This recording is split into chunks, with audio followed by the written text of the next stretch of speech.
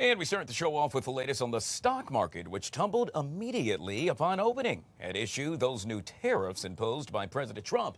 Nike, Adidas, Lululemon, all taking a major hit. Why? Well, because they all rely on other countries in order to make their products. Yesterday, Trump declared a U.S. economic emergency and announced tariffs of at least 10% across countries, with rates even higher for 60 countries. Joining us now to discuss the chaos following Trump's tariffs announcement and the fallout on Wall Street, Carla Dennis, financial expert and host of the podcast Coffee with Carla, back here on the Live Zone. Always good to see you, Carla. Welcome to the show.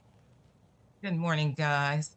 All right, let's jump into it because we got a lot to talk about. Speaking of this morning, we know that Wall Street took a major hit. One official from J.P. Morgan Chase said the longer these tariffs stay in place, the more likely we will see a recession. What's your take on all of this?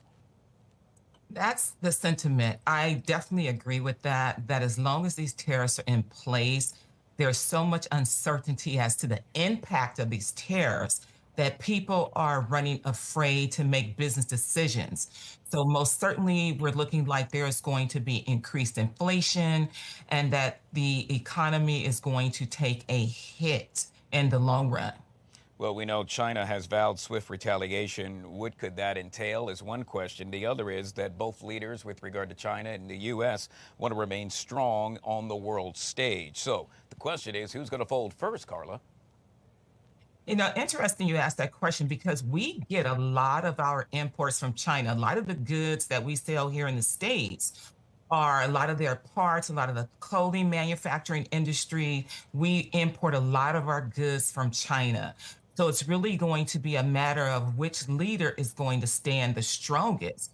Right now, there's a lot of fears in the manufacturing industry, the clothing industry. So there's a lot of concerns there. Well, I should make mention that over in Belgium, we know leaders there have said, quote, that if the U.S. wants to play with matches, they will likely get burned. It appears a lot of countries currently are not too happy with regard to these tariffs. Speaking of the tariffs, Carla, in theory, we know that this should boost the dollar, but investors' concerns that the U.S. is creating a self-inflicted wound, well, that would stifle its long-term growth. That sent the dollar sinking, if you will. So what are we going to see with the dollar? Will it continue to fall? I think the dollar will continue to fall in the short run because of the volatility. It's going to make the dollar appear weak. But I think in the long run, the dollar has always been strong, that history has shown that it has come back in the long run. So I think long term, we shall be okay. All right, we know that it really matters when it hits home. In this case, we're talking about, your pocket. New tariffs on the U.S. largest coffee importers, anywhere from 10 to 31%. We also know that clothing, food, electronics, I could go on and on. That new iPhone that you want to get your hands on, well, guess what? It may very well cost you more as a result of these new tariffs. What do you think is going to eventually happen with all of this? Are Americans going to get fed up? I think so. I think in the very beginning, Americans are going to see the hit to produce first because produce, of course, only has a shelf life of so long. I believe that a lot of the different wholesalers and retailers have stocked up, but eventually they're going to start to see these price increases across the board. We are already talking, people are kind of afraid to spend their money. They're kind of pulling back. I think in the long run that if we don't have something turning the corner by midterms, I think that Americans absolutely are going to be fed up. All right, with the bad comes the good. In this case, if you happen to own gold, you're probably smiling from ear to ear right now. Why? Because, well, it hit a new record high as investors seek safer investments. Do you think from an investment standpoint, we're going to continue to see that? The safe side, if you will, Carla? I think so. I think we're going to see people investing in gold, investing in silver, things that are more tangible that they feel like are just staple good investments. I think we're going to see that at least as long as this turbulence is going on in the market, for sure. All right. Well, we know that for sure today. We're talking tariffs and we're talking Wall Street. What are you going to be talking about in the upcoming podcast, Coffee with Carla? We're going to be talking about what not to do with your money right now. We're going to be talking about not panicking and pulling your money out of the market and realizing those losses. When the market is down, this is an opportunity to put money in the market. So we're going to be discussing the opportunities while this volatility is going on. All right, Carla Dennis, financial expert, joining us right here on the Live Zone. Always good to see you, Carla. Thank you, Guy. Always good to be here. Well, staying in the realm of politics, Vice President J.D. Vance is one of the latest to speak out regarding the new imposed tariffs. Vance saying, quote, "They are a big change, but a necessary one." Meanwhile, there's new information surrounding whether or not the U.S. plans to stay in NATO. Joining us now to discuss this and so much more is Andrea Kaye, political strategist and host of the Andrea Kaye Show, back here on the Live Zone. Always good to see you, Andrea. Always great to be with you, Guy. All right, let's jump into it. The big story of the day, you already know, tariffs, tariffs, and tariffs yet again. According to, well, the White House, Wall Street should, quote, "trust in Trump." What say you? Well, what say me is, first of all, I want to clarify a couple of things. I agree with your previous guest who said that, I think she said, we're importing all of our goods into this country. Well, that's exactly the problem. And that's what Trump is trying to turn around. And the stock market, I want to make sure that we understand one thing very clearly. The stock market is not the economy. Okay. In fact, the stock market doesn't represent Wall Street at all. The stock market, I think I heard a stat this morning that the 1%ers in this country have the majority of all of the money in the market. There are Americans that go through their entire lives that never put a dime in the stock market. And let's take the stock market out of it, because many people want to confuse Americans with tariffs and the economy with the stock market. What is the economy? The economy is production. For example, we talk about growth. We talk about gross domestic product. Our country, our economy is based on production, and we don't produce anything anymore. We have these bad trade deals that we've done for years and years and years have destroyed our manufacturing base. NAFTA alone killed 90,000 manufacturing plants in this country. And then we're getting killed on the back end with these other countries killing us with tariffs.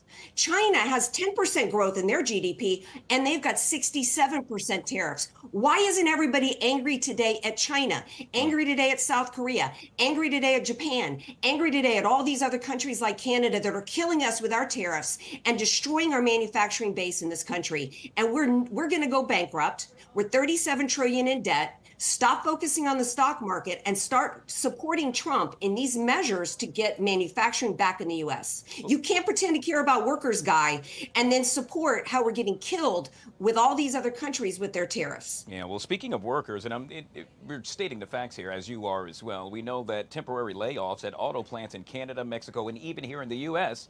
started as of today as a result of, yet again, the tariffs. And so if we're talking about workers, in essence, why are we seeing this as a result of the imposed tariffs by President Trump? That's a very interesting question, since the United Auto Workers was there yesterday supporting President Trump in these tariffs. And one of the things President Trump talked about yesterday was, look, in Japan, 94% of the cars in Japan are made in Japan. Same thing in South Korea. And President Trump's tariff so far has already brought Hyundai back to the States. It's already brought Ford back to the States to do their manufacturing here. So, I think what the American people need to do is recognize and by the way, $4 trillion total so far President Trump has brought back through commitments from whether it's Hyundai, whether it's Ford, whether it's the Taiwanese chip people. $4 trillion has already been committed to come in just from the tariffs alone. We're coming off of a 4-year big spending binge from Joe Biden. And what was the Build Back Better? What did that build back better for us, Guy? Yeah, that's what a lot of folks are asking. But yet again, a lot of folks are also asking, hey, I'm now out of a job, perhaps as a result of the tariffs. So you've got to see both sides to a certain extent. One thing is for sure, Andrea, we're going to be talking about tariffs for quite some time. And I got to tell you, it gives the viewers a lot to watch and will us a lot of content. Let's switch gears here. In this case, we're going to talk about Elon Musk, who apparently, word is that he's on the way out. However, according to J.D. Vance, Musk will remain an advisor and friend to, well, not only himself, but President Trump, even after his time as a special government employee ends after 130 days. What do you think is going to happen with all of this, Andrea? Well, I think the left is celebrating the death of Elon Musk at DOGE far too soon, okay? His time, his tenure was already slated to be gone by May. He's got a phenomenal team of people, like a former co-founder of Airbnb and others that are already on the scene. They've already identified the waste and fraud and the theft. They've already got their spending cuts for the rescission package already outlined to the government, so and to Congress. It's their job now to act. And so I think it made sense. Did anybody think that Elon Musk was going to stay working, in DC, forever? Absolutely not. The team will stay in place. He'll continue to be an advisor. And so don't be celebrating at his graveside anytime soon. Yeah, in all fairness, Andrea, to your point, we have seen time and time again with any administration, folks come in and then they go out. It's pretty much common. It's what happens. Speaking of Elon Musk, we know that since the pandemic in Musk's DOGE, well, it's sliced federal labor forces really by the most ever. In the Washington, D.C. area, we now know that it has been hit hardest by the, well, let's say the cuts, with some 278,000 to date now looking for a gig right here in the nation's capital. Is that cause for concern? If you're out of a job, it's anybody that's out of a job right now is concerned, whether they have had their production and manufacturing plant or any means of production completely shuttered by bad government policies, or whether or not they're part of a bloated government where we've got far too many workers. We've already identified, thanks to DOGE, we already know where all the waste and the fraud and the abuse is. And look, there should be nobody in this country who thinks that you are entitled to a job, certainly not entitled to a job paid for by federal taxpayers. And hopefully they've got a skill with which they can go out into the marketplace and find themselves another job. Unfortunately, it might be tough for some of those who actually have been sitting around and doing nothing and haven't really developed a skill or really don't have any experience that is needed in the private workplace. So I'm disturbed by the sympathy based upon the idea that federal workers are entitled to fellow taxpayer money. Getting back to what the economy is, an economy is based on production. The U.S. government doesn't produce anything. It is bloated. It is wasteful. It is inefficient. We have far too many federal workers. And nobody complained when Bill Clinton got rid of 337,000 federal workers, including shuttering military installations. As a side note, it found it somewhat perplexing that only 20% of federal workers happen to be based right here in the D.C. area. Growing up here, you would think it's so much more, but in essence, that's not necessarily the case. Let's move on to, yet again, international affairs. In this case, we now know that Secretary of State Marco Rubio, well, he states that the U.S. will remain in NATO, as he stressed the importance of the strength of the alliance during remarks in Belgium, even after President Trump has cast doubt on his support for the organization. Are we staying or are we leaving, Andrea? Well, I think we're staying. I think that this is Trump negotiating, just like he did in his first administration with NATO, saying, look, why is the United States carrying all the load here? You guys are not paying your percentage that you're supposed to pay. And Trump is looking at whether he's looking at NATO with the UN, WHO, or any of these, global, partnerships or whatever. He's looking at it, what's in it for America?